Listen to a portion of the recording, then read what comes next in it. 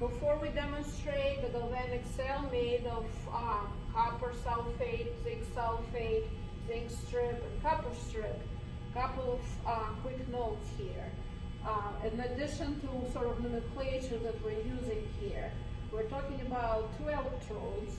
One is the copper electrode, the other one is zinc electrode. The electrode where electrons are being accepted, which of course copper is the one accepting electrons right here, right? So this electrode is called cathode, and the electrode where electrons are being lost or donated, so electrons are going to be moving in this direction from zinc to the meter, and then from the meter to copper sulfate. So this right here is anode. So let's take a look and see how it all plays out in the actual experimental setup. So first of all, just to show you what I have here. This here is the meter. It's an electric meter that allows me to measure voltage. Voltage here is measured in volts. And then this beaker contains zinc sulfate. This beaker contains, as you can probably tell, copper sulfate. In this beaker I have immersed a copper strip, and the copper strip here has a red wire to it. So this right here is a positively charged pole in our meter, so red is positive. And the black wire has zinc strip. I found nice shiny strip of zinc. This is also zinc, but you can tell this one sort of is newer and shinier, so I'm using this one. And I have zinc sulfate in this beaker and zinc strip. Zinc strip is attached to the black wire, and black is the negatively charged pole of my meter. And this contraption here, I wanted to talk about this for a second. This is called a salt bridge. So basically what I did is I took a circle of familiar filter paper and I folded it like so. The salt bridge must be immersed here in the solution and here in the solution as well. This strip wasn't long enough, so I had to do two of these and sort of connect them with a paper clip. So we're going to take a look and see what happens once I place the zinc strip into here. And what you can hopefully see, I do get a voltage of 1.04 volts. Well, it's not 1.03 volts.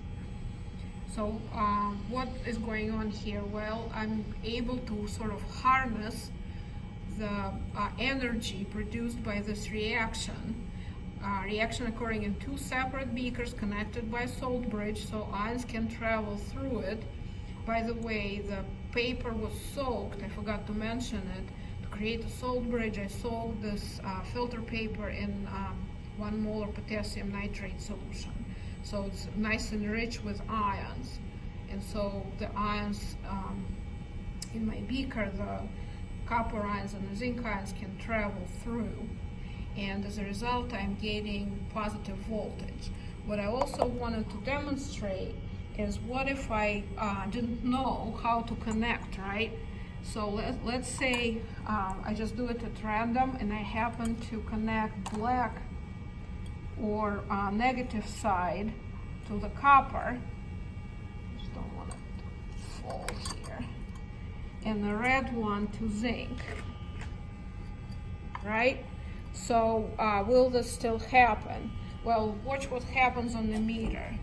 See, I'm now getting negative voltage, which means that reaction is not producing any energy. So when you have a battery in your phone, or in your car for that matter, or any other device, you want positive voltage. You want voltage to be produced, not consumed, like in this case. So if I get negative reading like this, I simply know that I connected my wires to wrong electrodes. So electron flow is not what I want to occur spontaneously. Now, we often talk about spontaneous versus non-spontaneous reactions. You will talk about Gibbs energy in lecture, and you will learn that Gibbs energy is what determines whether a process is spontaneous or not. We're not talking about this here. Instead, I just want to mention that spontaneous reaction is when it occurs basically naturally by itself. It doesn't need us to make it go in a certain direction. It just occurs because nature made it so. So how can I make this voltage positive again? Simple. I'm going to switch back to what I had previously. So red, or positive, to copper, because remember, copper gains electrons, and negative pole should be connected to zinc, if I can grasp it here. There. So now it went back to positive.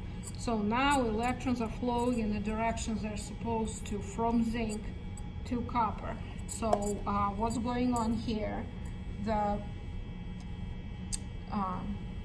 zinc metal is dissolving. So if I held it like this long enough, I would notice that my strip has perhaps becomes thinner, because zinc atoms have turned into zinc ions, and so zinc strip is dissolving, and at the same time it's turning into zinc ions, and the electrons are traveling to copper. And also what I should be seeing is that from copper solution, the electrons from copper